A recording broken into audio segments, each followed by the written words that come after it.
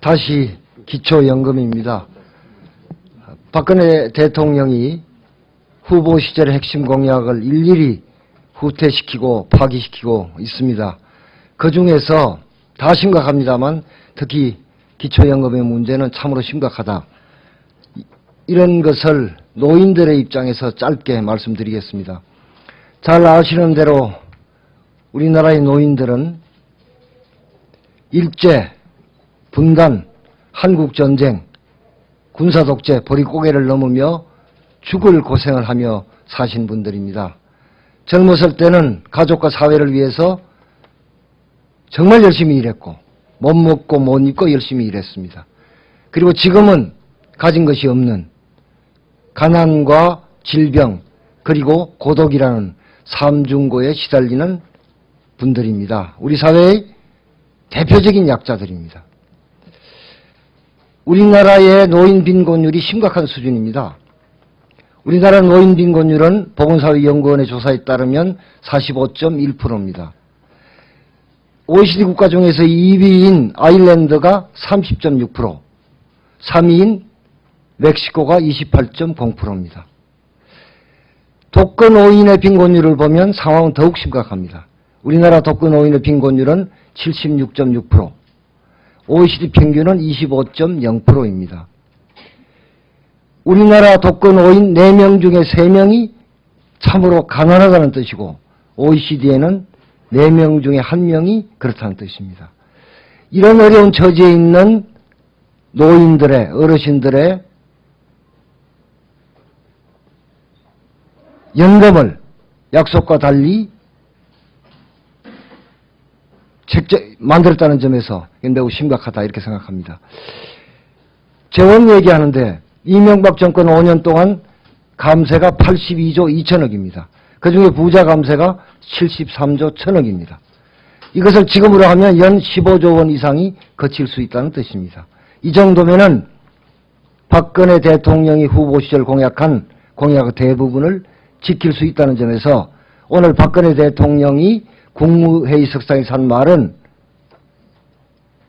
정말로 국민의 가슴에 와닿지 않는 변명에 불과하다. 그렇게 생각합니다. 부자 감세 철회에서 기초연금 공약을 지키기를 저희들은 강력히 촉구합니다. 고맙습니다. 저희가 긴급 성명문을 낭독하도록 하겠습니다. 기초연금 공약 후퇴로 온 나라가 들끓고 있다. 어르신들은 노인 몇백만을 속이고 약속을 지키지 않는다고 아우성이다.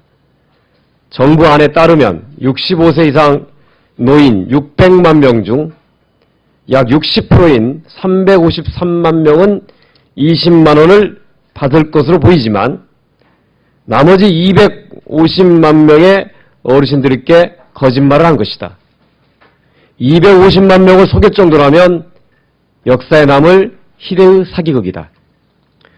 국민연금은 전 국민이 가입 대상자이기 때문에 속은 사람은 250만 명이 아니라 5천만 전 국민이다. 50대는 지금 배신감을 느끼고 있고 40대의 피해는 눈앞에 다가오고 있다. 국민연금에 새롭게 가입해야 하는 20대와 30대의 불안과 불만이 증폭되고 있다. 은행에 1억 3천만 원이 예금되어 있다면 달마다 20만 원씩 받을 수 있다. 정부는 20만 원 줄 것을 깎아서 10만 원만 주겠다는 것이다. 그렇다면 30대와 40대에게 6,500만 원짜리 미래를 위한 예금 통장을 뺏어가겠다는 것이다.